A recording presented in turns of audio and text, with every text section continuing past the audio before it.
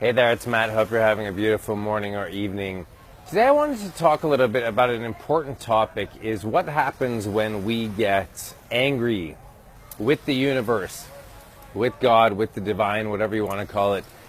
And, the reality on this planet is that there is constant challenge, constant, suffering all around, constant sense of disappointment at certain times. And if we look at our lives, we often make the biggest mistakes when we are very angry with life. That's when the excessive drinking comes out, that's when the drugs come out, that's when the fast food gets crazy, we stop going to the gym, we get angry with our spouse, whatever. And it comes from this great sense of injustice, that we're trying our best, but life continues to hand us great challenge. And it is very frustrating. And so, rather than coming from a perspective of anger,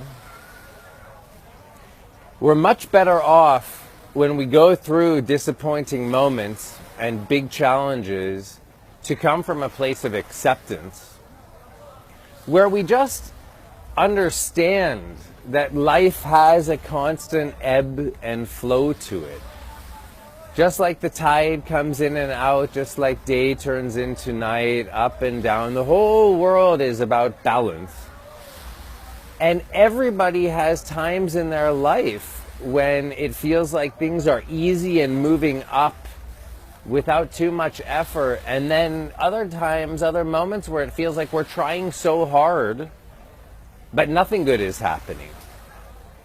And when we get to those moments, it's almost like, when you're in an ocean and there's a rip current going out, if you try to swim against it, you will die.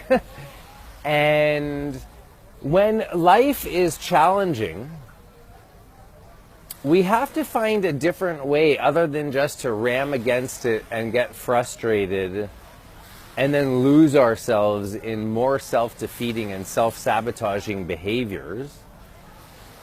And sometimes we go into those self-sabotaging behaviors because we're angry at the divine, and it's almost like we stick the middle finger up and then we say, well, now let me rebel against God or against the divine because what's happening is so shitty.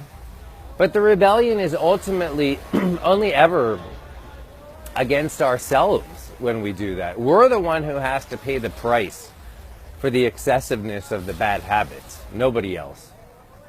So instead of doing that when we're angry with life, why not, coming from a place of love and compassion for ourselves, why not accept the fact that in this moment it really sucks?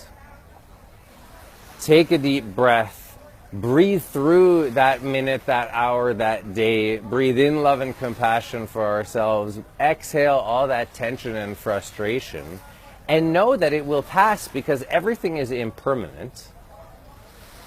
Everything is always changing.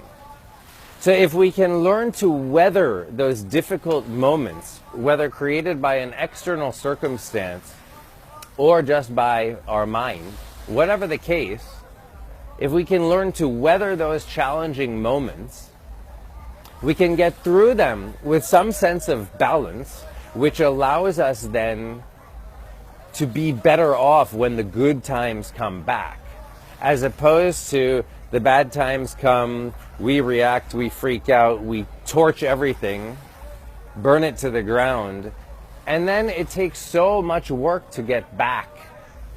So much work to get the motivation to get back in the gym, to start looking for a job again, to stop the drinking excessively, or whatever, It's so much easier to try and maintain and cultivate some sense of balance.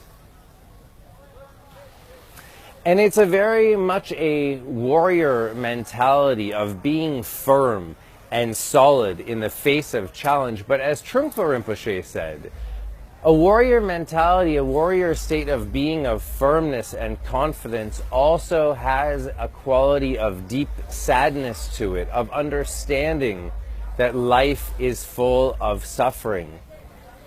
So in the firmness is also a great gentleness and softness. If we get too firm or we don't care anymore, we lose that connection with the sadness. So, in some ways, when we see a beautiful sunset and it's going down, it's about to leave, it's about to be finished, there is some grain of sadness because it is impermanent. In the same way that our life is impermanent, our time here is limited. And so life has a quality of sadness to it, a sweet sadness that doesn't need to be run away from.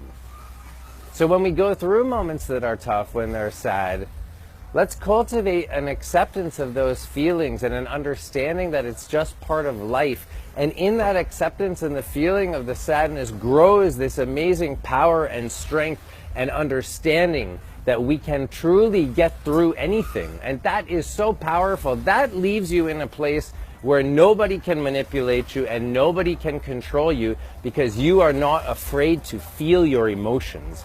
And that, my friend, is extremely powerful. Love you lots. Deal with your anger, sadness. Message me if you need help. Bye.